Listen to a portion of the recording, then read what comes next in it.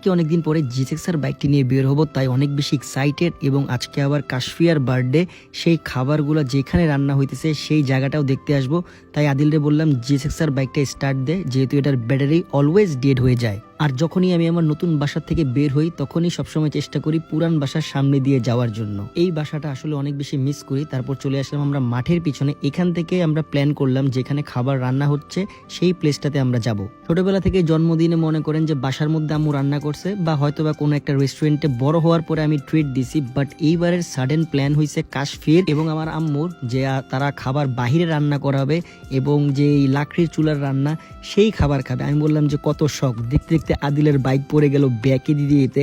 আদিল বেচারা অনেক কষ্ট পাইছে বাইকটা পড়ার কারণে, নিজের বাইক নিজেই ফালাই দিল। আর আজকে যেহেতু বাসায় অনেক মেহমান আসবে তাই আমরা চিন্তা করলাম যে সি ব্লকে কিছুক্ষণ আড্ডা দিয়ে যাই। তারপর আবার সুন্দর মতো সন্ধ্যা হয়ে আসছে এবং আমরা অলরেডি বাসার নিচে চলে আসছি, কারণ একটাই, খাবার চলে আসছে। বাট আম্মুর এই প্ল্যান বাস্তবায়ন করছে মনে করেন আজমির, শামীম এবং শাহরিয়ার। এরাই আজকে সারাদিন ওইখানে ছিল। তারপর এইসব খাবারগুলো রান্না করে নিয়ে আসছে। আর আমি বললাম যে একটা রেস্টুরেন্টে করলেই তো পারতা, তাও বললো যে না, এটার মধ্যে একটা ফ্যান্টাসি আছে। যদিও আমাদের পরিবার অনেক বড়, বাট গেট টুগেদার হয় কারো না কারো বার্থডেতে, কারো না কারো বিয়েতে অথবা ঈদের টাইমে। তাই অলরেডি সবাই চলে আসছে, যদিও আমাদের সাথে নতুন দুইটা জামাইও আছে এই বাসায়। আর এখানে একমাত্র তোমাদের চাচ্চুই অসহায়, যার কোনো কাজ নাই, তাই একটা বেলুন হাতে নিয়ে দাঁড়াই আছি এবং বাকি সবাইকে দেখতেছিলাম। এই যে আমাদের পিচ্চি নূর আস্তে আস্তে বড় হয়ে যাচ্ছে।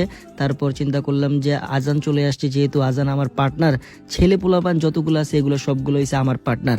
ছোট ছোট পিচ্চি মেয়েরা এগুলো আমার কাছে আসতে চায় না, সেটা কেন আমি জানি না। আর আমার যারা টিমমেট আছে এগুলো সব তো আমার ফ্যামিলি মেম্বারের মতো। আমি বললাম যে আমরা সবাই লাস্টে খাবো, তুই বাকি সবাইদেরকে খাওয়াই ফেল আজমি, শাহরিয়ার, তোরা যেহেতু আসোস তাইলে আমার আর দরকার নাই। যদিও আমি কাজের ফাঁকি মারি আর চিপা চাপা দিয়ে ক্যামেরাটা ধরাই দিছি সুইমের হাতে। সুইম, যারা যারা আসবে ভিডিও করে রাখিস। এই ভিডিওগুলো দেখতে পরে আমার অনেক মজা লাগে, দ্যাটস ওয়াই এইসব ভিডিও করা। তারপরে আমি একটা ভয়েস ওভার দিয়ে দিছি। আর এটা হচ্ছে সবচেয়ে সুন্দর মানুষ আমাদের ফ্যামিলির মধ্যে। পিচ্চিটা অনেক কিউট, কিন্তু এটাও আমার কোলে আসে না। বাট আস্তে আস্তে বড় হইলে এটাও আমার কোলে চলে আসবে।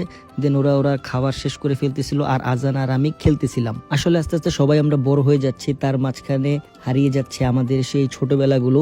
একটা টাইমে আমিও অনেক ছোট ছিলাম আর আমার বার্থডে ওইভাবে বাসায় খেতে আসতো সবাই। দেন তোমাদের চাচ্চু এবং চাচ্চি ফাইনালি খাবারের টেবিলে বসছে, তাও দুইজন দুই মাথায়। এটাই আমাদের সিট আর আমরা এভাবেই দুইজন দুই মাথায় বসি, যাতে কেউ কাউরে ডিস্টার্ব না করতে পারি। সবাই সবার ফটোশুটে ব্যস্ত ছিল, সুইমের ভিডিওতে ব্যস্ত ছিল। তার মাঝখান দিয়ে আমি আমার খাবার খেয়ে নিচ্ছিলাম, কজ প্রচুর পরিমাণে ক্ষুধা লাগছে, কজ আমরাই লাস্ট যেহেতু। তারপর দেখি সাগর বন্ধু চলে আসলো দূর থেকে, গুলশান থেকে। আসলে বড় লোকের বিরাট কারবার বলে কথা সাগর সাহেবের। তারপর আমি ওদেরকে ভিডিও কল করাতেছিলাম কয়েকজনের সাথে। বার্থডে যেহেতু কেক তো একটা ম্যান্ডেটরি লাগে, তাই একটা কেক কাটের মাধ্যমে কাশফি নিজের কেক ফার্স্টে খাইছে। যদিও আমরাই সবসময় নিজেদের কেক সবসময় নিজেই ফার্স্টে খাই। তারপর আমার একটা পালা আসলো, আমি সুন্দর করে কেকটা টাপুস করে খেয়ে নিলাম এবং মানজিয়াও অলরেডি কেকটা খেয়ে নিছে। তো আজকের ভিডিওটা এই পর্যন্ত। এই ভিডিওটা দেখার জন্য thank you so much. Don't forget to share this video and একটা কমেন্ট ছোট করে দিও। Love you guys. আল্লাহ হাফেজ। ভালো থাকবেন, সুস্থ থাকবেন এবং সবার জন্য দোয়া রইল।